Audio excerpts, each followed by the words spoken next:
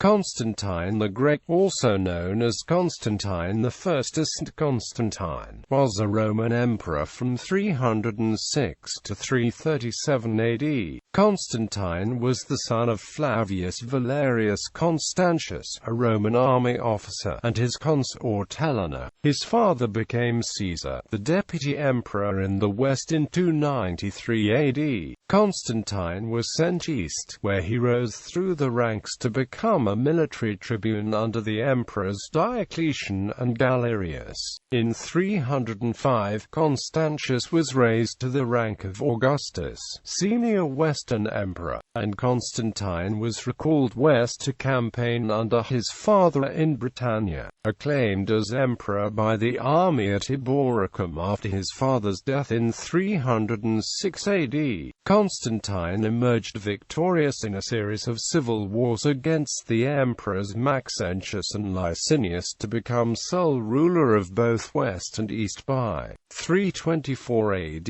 As emperor, Constantine enacted many administrative, financial, social, and military reforms to strengthen the empire. The government was restructured and civil and military authority separated. A new gold coin, the solidus, was introduced to combat inflation. It would become the standard for Byzantine and European currencies for more than 1,000 years. The first Roman emperor to claim conversion to Christianity, Constantine played an influential role in the proclamation of the Edict of Milan in 313, which decreed tolerance for Christianity in the empire. He called the First Council of Nicaea in 325, at which the Nicene Creed was professed by Christians. In military matters, the Roman army was reorganized to consist of mobile field units and garrison soldiers capable of countering internal threats and barbarian invasions. Constantine pursued successful campaigns against the tribes on the Roman frontiers, the Franks, the Alemanni, the Goths, and the Sarmatians, even resettling territories abandoned by his predecessors during the turmoil of the previous century. The age of Constantine marked a distinct epoch in the history of the Roman Empire. He built a new imperial residence at Byzantium and renamed the city Constantinople after himself. It would later become the capital of the empire for over 1,000 years, for which reason the later Eastern Empire would come to be known as the Byzantine Empire. His more immediate political legacy was that, in leaving the empire to his sons, he replaced Diocletian's tetrarchy with the principle of dynastic succession. His reputation flourished during the lifetime of his children and centuries after his reign. The medieval church upheld him as a paragon of virtue, while secular rulers invoked him as a prototype, a point of reference, and the symbol of imperial legitimacy and identity. Beginning with the Renaissance, there were more critical appraisals of his reign due to the rediscovery of anti-Constantinian sources. Critics portrayed him as a tyrant. Trends in modern and recent scholarship attempted to balance the extremes of previous scholarship. Constantine is a significant figure in the history of Christianity. The Church of the Holy Sepulchre, built on his orders at the purported site of Jesus' tomb in Jerusalem, became the holiest place in Christendom. The papal claim to temporal power in the High Middle Ages was based on the supposed donation of Constantine. He is venerated as a saint by Eastern Orthodox, Byzantine Catholics, and Anglicans. Early life. Flavius Valerius Constantius, as he was originally named, was born in the city of Naissus, part of the Dardania province of Moesia, on the 27th of February, probably c. 272 AD. His father was Flavius Constantius, an Illyrian and a native of Dardania province of Moesia. Constantine probably spent little time with his father, who was an officer in the Roman army, part of the Emperor Aurelian's imperial bodyguard. Being described as a tolerant and politically skilled man, Constantius advanced through the ranks, earning the governorship of Dalmatia from Emperor Diocletian, another of of Aurelian's companions from Illyricum. In 284 or 285, Constantine's mother was Helena, possibly a Bithynian woman of low social standing. It is uncertain whether she was legally married to Constantius or merely his concubine. It is unclear if Constantine could speak Thracian, his main language being Latin. During his public speeches he needed Greek translators. In July 285 AD, Diocletian declared Maximian, another colleague from Illyricum, his co-emperor. Each emperor would have his own court, his own military and administrative faculties, and each would rule with a separate praetorian prefect as chief lieutenant. Maximian ruled in the west from his capitals at Mediolanum or Augusta Treverorum, while Diocletian ruled in the east, from Nicomedia. The division was merely pragmatic. The empire was called indivisible in official panegyric, and both emperors could move freely throughout the empire. In 288, Maximian appointed Constantius to serve as his praetorian prefect in Gaul. Constantius left Helena to marry Maximian's stepdaughter Theodora in 288 or 289. Diocletian divided the empire again in 293 AD, appointing two Caesars to rule over further subdivisions of east and west. Each would be subordinate to the respective Augustus but would act with supreme authority in his assigned lands. This system would later be called the Tetrarchy. Diocletian's first appointee for the office of Caesar was Constantius. His second was Galerius, a native of Felix Romiliana. According to Lactantius, Galerius was a brutal, animalistic man. Although he shared the paganism of Rome's aristocracy, he seemed to them an alien figure, a semi-barbarian. On the 1st of March, Constantius was promoted to the office of Caesar, and dispatched to Gaul to fight the rebels Carausius and Electus. In spite of meritocratic overtones, the Tetrarchy retained vestiges of hereditary privilege, and Constantine became the prime candidate for future appointment as Caesar as soon as his father took the position. Constantine went to the court of Diocletian, where he lived as his father's heir presumptive. In the East, Constantine received a formal education at Diocletian's court, where he learned Latin literature, Greek, and philosophy. The cultural environment in Nicomedia was open, fluid and socially mobile, and Constantine could mix with intellectuals both pagan and Christian. He may have attended the lectures of Lactantius, a Christian scholar of Latin in the city. Because Diocletian did not completely trust Constantius, none of the tetrarchs fully trusted the colleagues. Constantine was held as something of a hostage, a tool to ensure Constantius's best behavior. Constantine was nonetheless a prominent member of the court. He fought for Diocletian and Galerius in Asia, and served in a variety of tribunates. He campaigned against barbarians on the Danube in 296 AD, and fought the Persians under Diocletian in Syria and under Galerius in Mesopotamia. By late 305 AD, he had become a tribune of the First Order, a tribunus ordinus primi.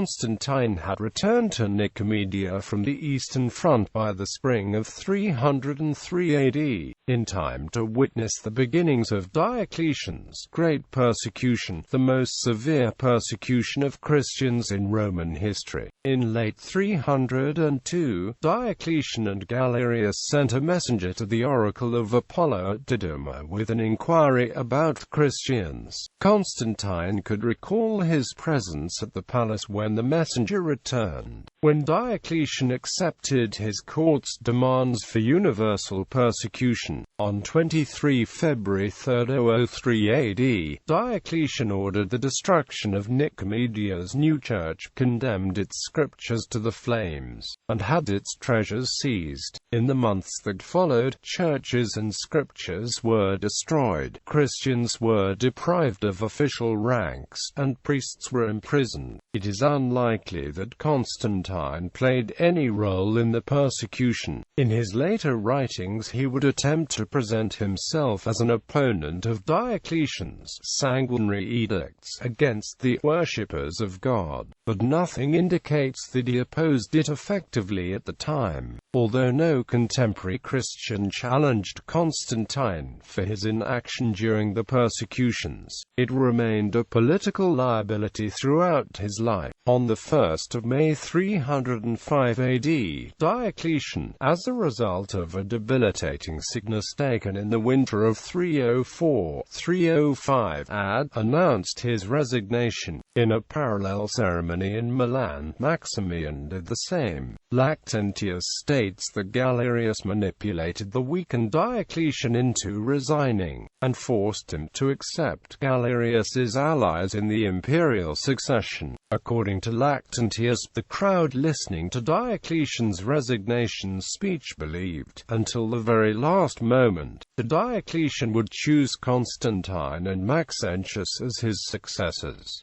It was not to be. Constantius and Galerius were promoted to Augusti, while Severus and Maximinus Dia, Galerius's nephew, were appointed the Caesars respectively. Constantine and Maxentius were ignored. Some of the ancient sources detail plots that Galerius made on Constantine's life in the months following Diocletian's abdication. They assert that Galerius assigned Constantine to lead an advance unit in a cavalry charge through a swamp on the middle Danube, made him enter into single combat with a lion, and attempted to kill him in hunts and wars.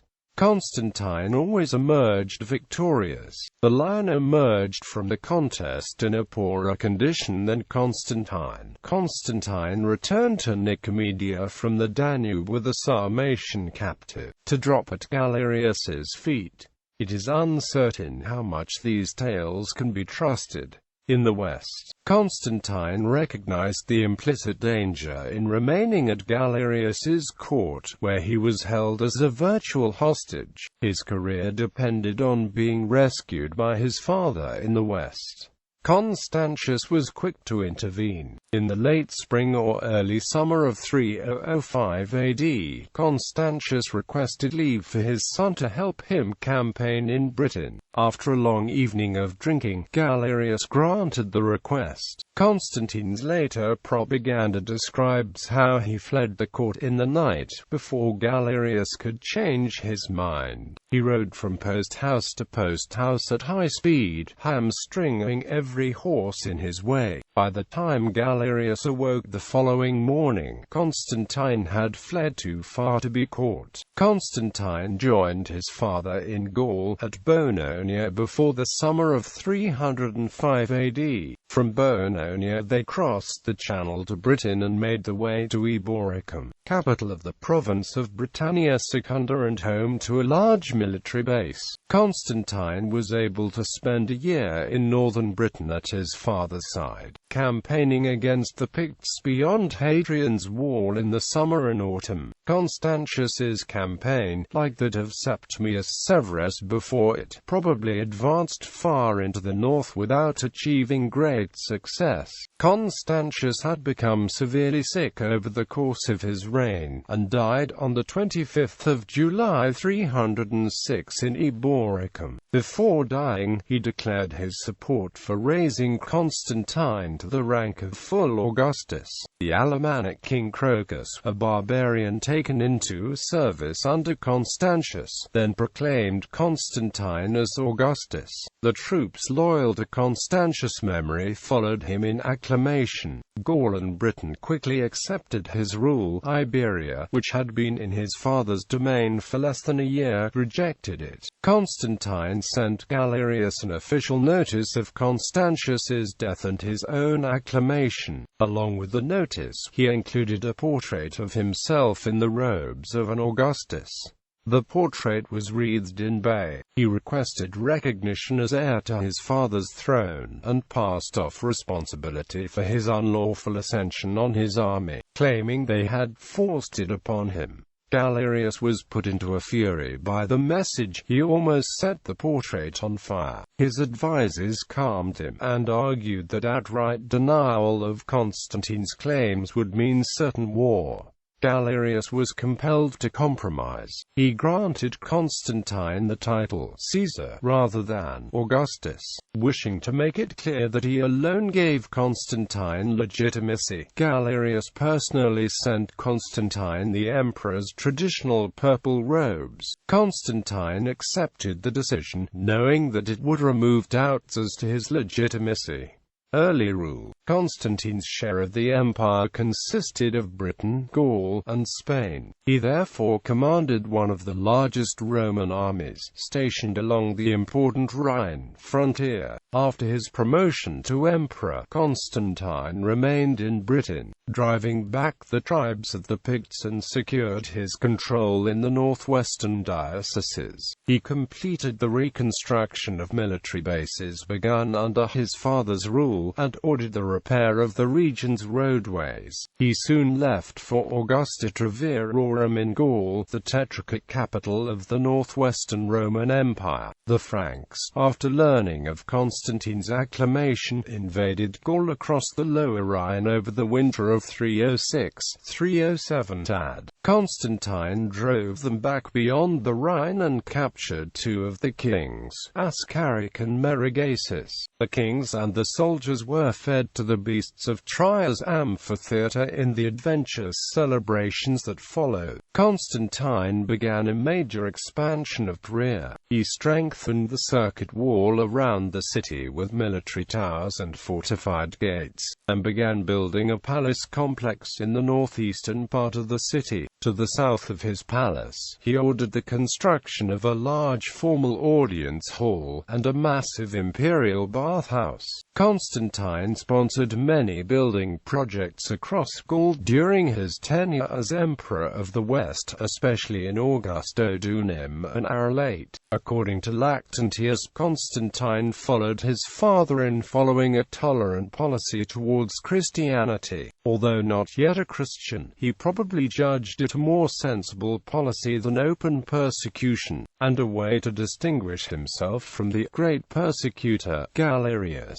Constantine decreed a formal end to persecution, and returned to Christians all they had lost during the persecutions. Because Constantine was still largely untried and had a hint of illegitimacy about him, he relied on his father's reputation in his early propaganda. The earliest panegyrics to Constantine give as much coverage to his father's deeds as to those of Constantine himself. Constantine's military skill and building projects soon gave the panegyrist the opportunity to comment favorably on the similarities between father and son, and Eusebius remarked that Constantine was a renewal, as it were, in his own person, of his father's life and reign. Constantinian coinage, sculpture and oratory also shows a new tendency for disdain towards the barbarians beyond the frontiers. After Constantine's victory over the Alemanni, he minted a coin issue depicting weeping and begging Alemannic tribesmen, the Alemanni conquered, beneath the phrase "Romans rejoicing." There was little sympathy for these enemies.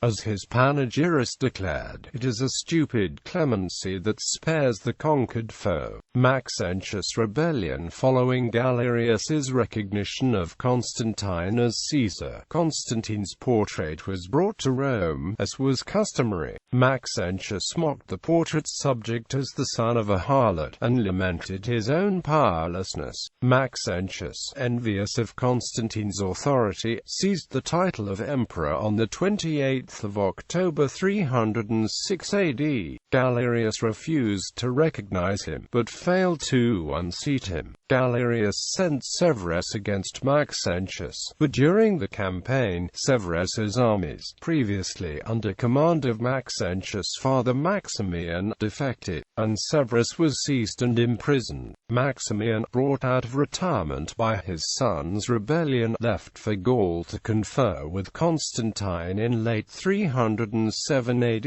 He offered to marry his daughter Fausta to Constantine, and elevate him to Augustan rank. In return, Constantine would reaffirm the old family alliance between Maximian and Constantius, and offer support to Maxentius' cause in Italy. Constantine accepted, and married Fausta in Trier in late summer 307 AD. Constantine now gave Maxentius his meager support, offering Maxentius political recognition. Constantine remained aloof from the Italian conflict, however. Over the spring and summer of 307 AD, he had left Gaul for Britain to avoid any involvement in the Italian turmoil. Now, instead of giving Maxentius military aid, he sent his troops against Germanic tribes along the Rhine. In 308 AD, he raided the territory of the Bructeri, and made a bridge across the Rhine at Colonia Agrippinensium. In 310 AD, he marched to the northern Rhine and fought the Franks.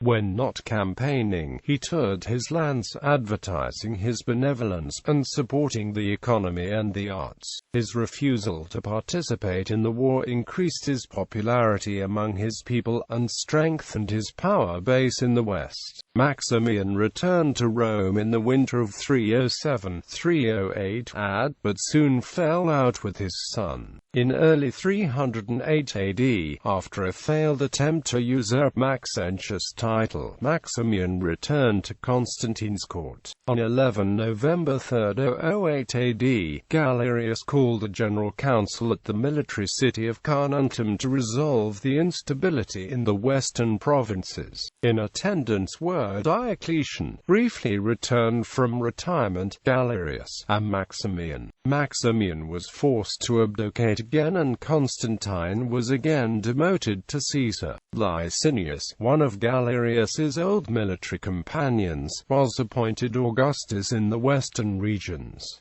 The new system did not last long. Constantine refused to accept the demotion, and continued to style himself as Augustus on his coinage, even as other members of the Tetrarchy referred to him as a Caesar on theirs. Maximinus Dio was frustrated that he had been passed over for promotion while the newcomer Licinius had been raised to the office of Augustus, and demanded that Galerius promote him. Galerius offered to call both Maximinus and Constantine sons of the Augusti, but neither accepted the new title. By the spring of 310 AD, Galerius was referring to both men as Augusti. Maximian's rebellion in 310 AD, a dispossessed Maximian rebelled against Constantine while Constantine was away campaigning against the Franks. Maximian had been sent south to Arles with a contingent of Constantine's army, in preparation for any attacks by Maxentius in southern Gaul. He announced that Constantine was dead, and took up the imperial purple, in spite of a large donative pledge to any who would support him as emperor. Most of Constantine's army remained loyal to their emperor, and Maximian was soon compelled to leave. Constantine soon heard of the rebellion, abandoned his campaign against the Franks, and marched his army up the Rhine. At Cabellunum, he moved his troops onto waiting boats to row down the slow waters of the Save to the quicker waters of the Rhone. He disembarked at Lugdunum. Maximian fled to Massilia, a town better able to withstand a long siege than Arles.